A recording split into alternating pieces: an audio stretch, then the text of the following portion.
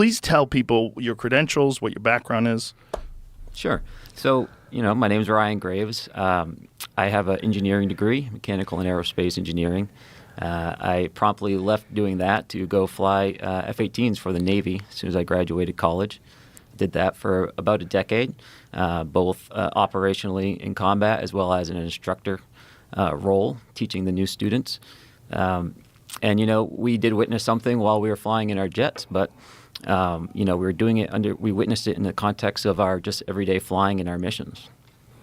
And what year was it that you witnessed this? So we started seeing these in 2014 was the earliest that I know. 2013, late 2013, early 2014. And could you describe what was the very first experience? Yeah, so for me personally, the experience was simply just flying out to the area like I would any other day. And instead of seeing an empty airspace with just my wing person or another squadron doing something in a different block, there were all of a sudden a lot of different radar contacts, which is immediately a problem because, we could be hitting one of those or someone working in our area. And this was happening because we upgraded our radar the best we could tell. We were in a earlier radar called the APG-73. And we had come back from deployment. We entered a maintenance phase, it's called. We kind of do a little bit less flying, upgrade the jets if we need to, do any long-lasting maintenance. And we upgraded to the APG-79, which was a much better radar. And what is the difference in the capabilities of the upgraded radar system versus the original system? Mm-hmm.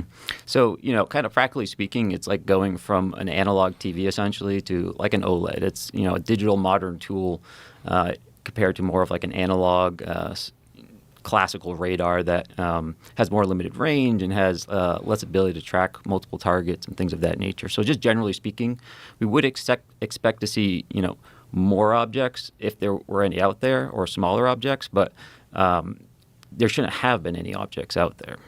And so how far offshore are you when this is all going down? Our working areas start about 10 miles off the coast. And then it goes out, 100 or 250 miles or so, though we don't usually use those far eastern areas. But we would only see them over the water. So they would really only be in our working areas, maybe slightly, in between the working area and land, but never over the land. Sometimes over the bays that are in the area that are quite large, but never just kind of zooming west over land or anything like that. And is this restricted airspace? It's not. So that's a tricky question. For us operating in a military operating area, it is not restricted in the sense that you have to be there's only one person allowed in there. You could have these little Cessnas kind of bumbling in there, but they would get called out pretty quick, both from the kind of air traffic control agency that's working out there, as well as the F-18s and the other aircraft that may be working out there. But in a broader sense, when we look at it in relation to our air defense identification zone, which is essentially a band of airspace that surrounds our entire country, if your flight path originates out over the water outside of that ADIZ and you proceed into that ADIZ, into our controlled airspace, then you do have to essentially have permission to enter that airspace. It's not a restricted airspace like a traditional bombing range, but it is protected airspace. It's our coastal air. So you have this upgraded radar system, and what are you detecting?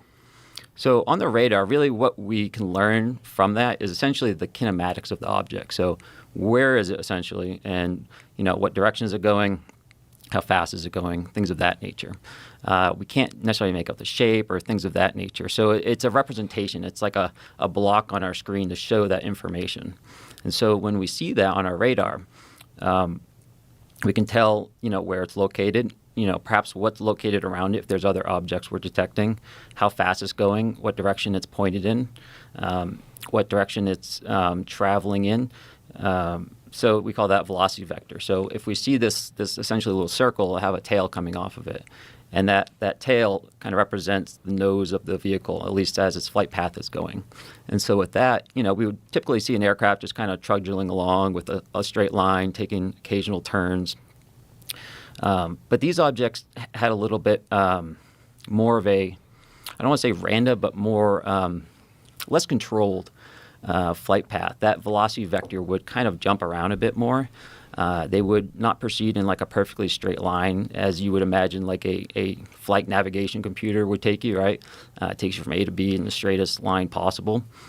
These objects seem to kind of be moving in a direction that was not a straight line, but generally proceeding in that direction. And so they would kind of be meandering slightly, but moving in that general direction, both three-dimensionally and horizontally. So winding around, going up, going down. Mm-hmm. So they're not on a flat plane, and they're not going in a straight line. So I don't want to draw too many firm statements like that because we would see them being flat, too. We'd see them perfectly stationary up there, regardless of the wind. Really? Mm-hmm. Yep. Wow. So what kind of wind are you talking about? Oh, gosh. I mean, at altitude, you can have anywhere up to 100, 120 knots of airspeed. What is that in miles per hour? It's about 100, 130, 140 miles an hour. So they're completely stationary with a 140 mile an hour wind. Correct. How would something do that? It's confusing to me as well. Even if we had something that could just burn that much energy, right? Like if you had a sphere surrounded by little rockets, right? Just imagining something right now. Okay. And if you wanted to keep that perfectly stationary, right, against gravity, you could just fire all the rockets at the bottom really fast and hopefully keep it flat, right? Right. It's going to have tiny little variations. And then if you have wind hitting it and all this, you could potentially have those rockets try to counter it, but it would never be perfectly still in winds like that. Because the wind's not perfectly still either, right? Exactly. It changes and varies. It does. So it's almost like it's the wind. It's not even really fighting the wind, it seems. You know, it just seems like it's just there in a way. Wow. So the first time you see these things, what are your thoughts? Yeah, the first time really was, well, you know, what is this, right? It's not a UFO or something mysterious at this point. It's at what we're thinking at this point we see on the radar is just, well, our radar is broken, right? These perhaps don't represent physical objects yet because we hadn't, you know, visually seen these or seen them on our camera yet. And so, you know, we kind of like, hey, you know, what's going on here? You know, is anyone else seeing this kind of thing? But not really like investigating it, right? It's just kind of like, all right, there was stuff out there, but maybe next time we'll take a look. But the way our systems work, when we have all these contacts on our radar, and if we kind of just select one out with our little cursor there, all our sensors go to it. Our FLIR goes to it, which is our camera system. All our weapons, they have like their own little eyes in some sense, and they all look in that direction. And so eventually, you know, someone had one of these selected and flew close enough so that as they look at their FLIR system, their camera, they could see something that was at the spot represented on the radar, right? So there was something there. So they were seeing it visually with their own eyes? Not at this point, just on the FLIR system. The FLIR system. And so it's a regular camera and also an infrared camera. And so typically we'll roll around in infrared just because it returns a better image, typically. So yeah, you know, it didn't look like an object they were seeing on the FLIR. It just looked like a source of IR energy in a sense, almost as if someone was shining a flashlight. But something had to be there to be reflecting that energy or creating it. So at this point, to answer your question, now we're like, okay, this isn't just an error in our radar. This is perhaps, you know, we're thinking this is real. We have to really respect this as like a safety hazard now. Even if it's just a small, you know, however small ribbon of tinfoil, right? Like that suck down the engine can still take out an aircraft, right? So we have to be very respectful of that. Like a Mylar balloon type thing? Potentially, right? Yeah. But how fast are these things going? So sometimes stationary, right? Sometimes they would be going around 0.6 to 0.8 Mach, which is at altitude about, you know, 240 to maybe 330 knots, you know, around there. So somewhere in the range of an airplane. Yeah, a fighter aircraft would be kind of flying around at those airspeeds, except sometimes they would be perfectly stationary as well. Right.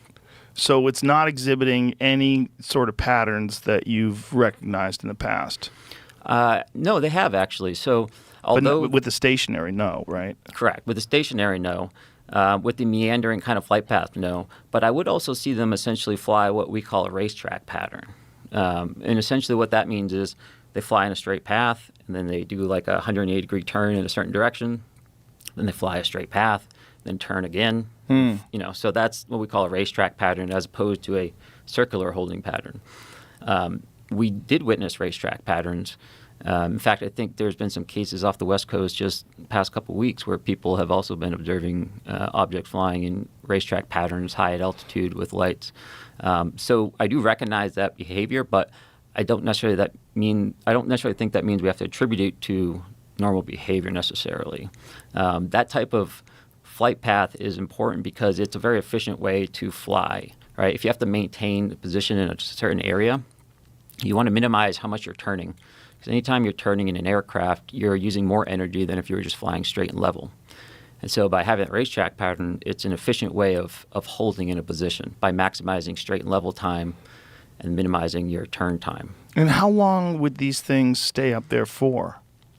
So from our experience, and again, we weren't studying these, but they were always out there. They were Always. out there when we took off, we'd see them, and then we go to land, they would still be out there. Like every day? Every day. Every day? Every day. So you guys go from not having any idea that these things are out there to an upgraded radar system to seeing them every day. Yep. What is the thought? Like, how are you feeling when these, is there an evolution of the thought pattern of how you're addressing these things and thinking about them? Initially, you're thinking they're errors. When do you start getting a thought that, what the fuck is this thing? Yeah. So that happened when we visually saw one. And the first time we visually saw one, the object was directly at what we call the entry point of the area. So, that box that I told you about in the sky that starts 10 miles off the coast, there's a particular GPS, location and altitude where incoming traffic will fly in and outbound traffic will fly in the exact same spot, but will fly out 1,000 feet lower. There were 2 aircraft from my squadron, VFA 11, and they flew, took off as a flight of 2. That means they're essentially flying in a formation like this. And as they hit the area, one of these objects went right between the aircraft. The lead air crew saw the object. The Dash 2 aircraft crew did not, which is not surprising because they're usually, you're very focused on flying formation. You're just staring right at that aircraft. The lead really has actual leeway to look around. So he saw it, and, he immediately came back. I have to assume he didn't have it on his radar because he wouldn't have flown through this object at the entrance point. He turned around, flew back, landed, and I was in the ready room when he come back, and he had all his gear on, which typically is not a good thing because you want to get that stuff off as fast as possible. So usually means there's a problem of some nature, and he was just sitting there saying, "Hey, I almost hit one of those damn things." And we all knew what he was referring to, even though we didn't necessarily have a name for it, just because we were seeing these so much. And he described it. He described it just as a black or dark gray cube, and that cube was inside of a clear or translucent sphere. And essentially, the apex or the corners of that cube, best he could tell, were touching that inside of that sphere.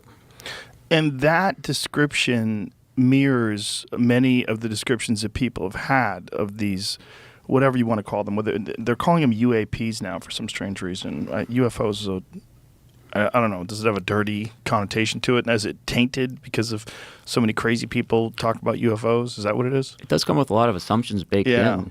It baked in. So that's something. But whatever it is, that is a design that people have reported seeing before.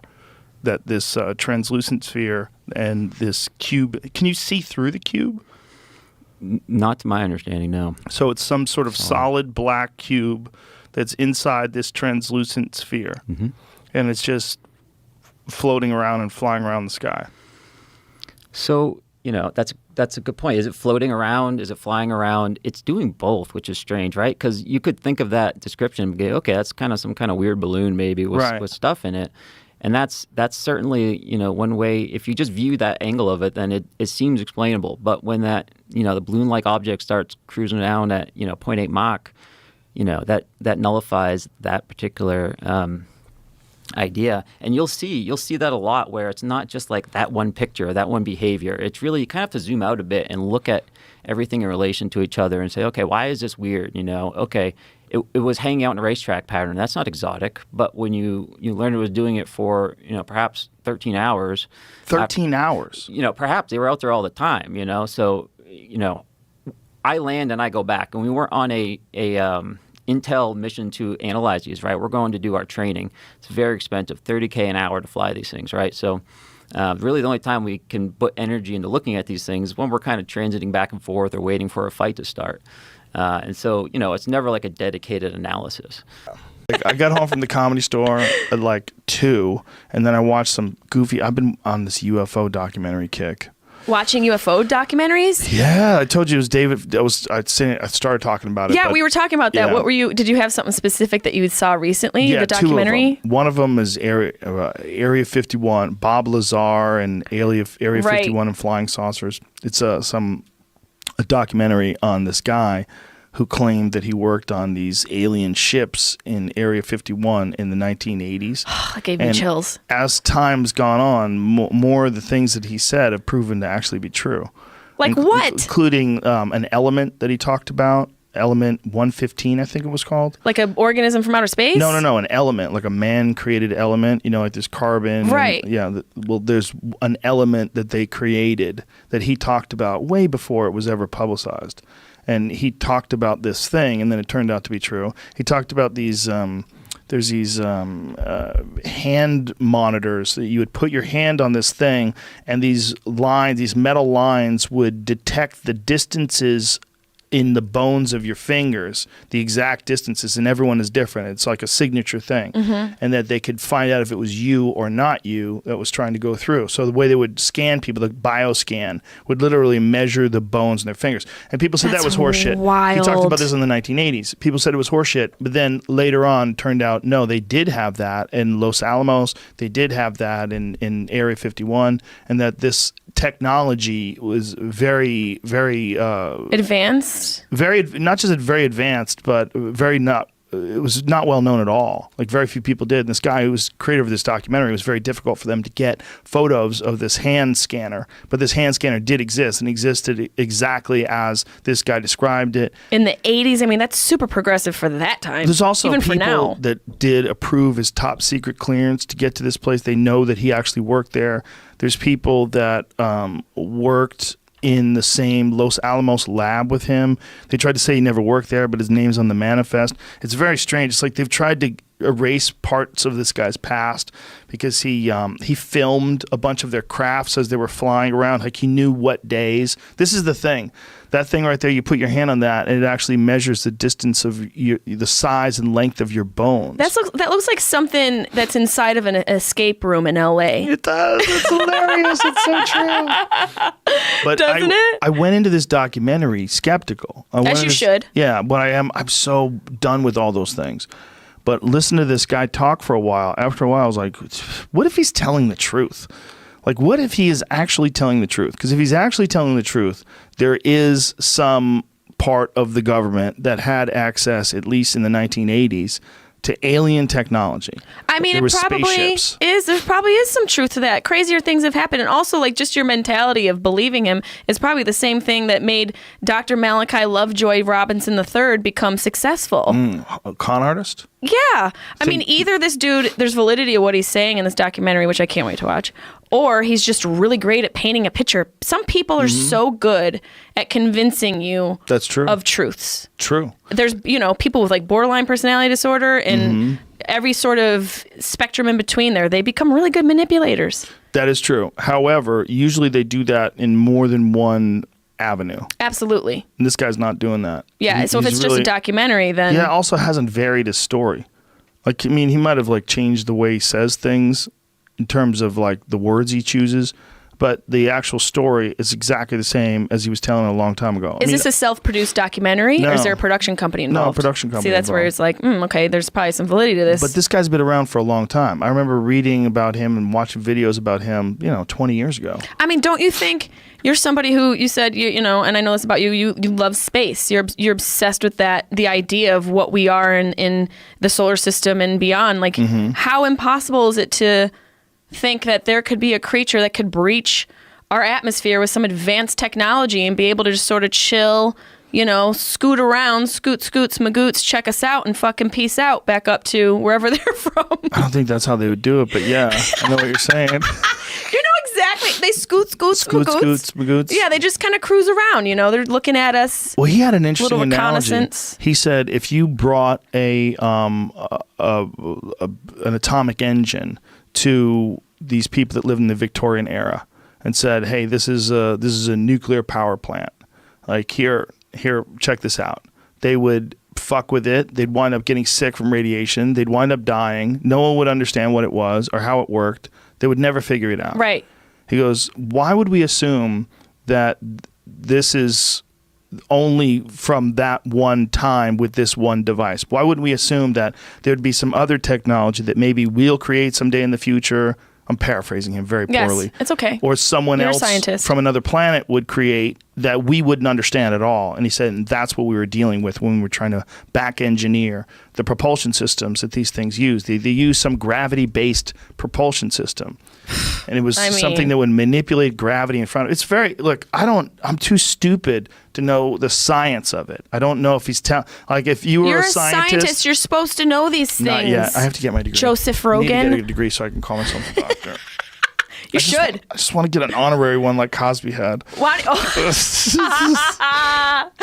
It's gone now. He doesn't have it. He doesn't have it anymore. Back. They the took that honorary shit ones back. they could take back. Yeah, take them back. He can't keep those. Yeah. He can't keep that.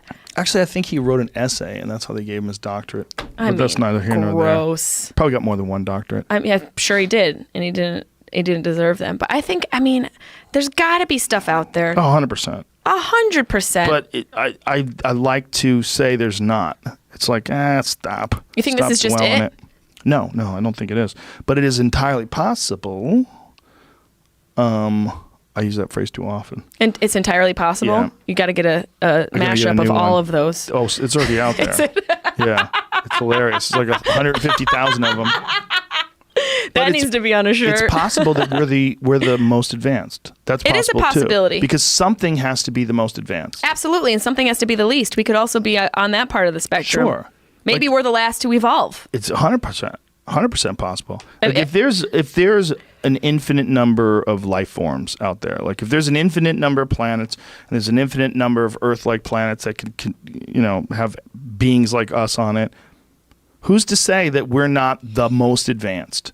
Maybe they're all like people from the 1820s. Yeah, they still haven't caught up to us chiseling yet. shit. They're still doing, I don't think they chiseled in the 1820s. stone and chisels. But I'm talking like old shit. They don't even have pens and papers yet. Like the orangutan that was fishing with a spear. Exactly. There's just a bunch of advanced orangutans that are like, putting hieroglyphics in caves. It's possible. It is very possible. It's totally possible. But because we're just basing it off of our own experience and Right. perception of what we have been exposed to. We have no idea. The other really interesting scenario is that they're time travelers. Oh, that's that that's exciting to think about. What about. they are is some being from the far distant future that understands that it could come back and observe us and see like where things went wrong, where things went right, but do so in a way that's as minimally intrusive as possible and occasionally interfere with things.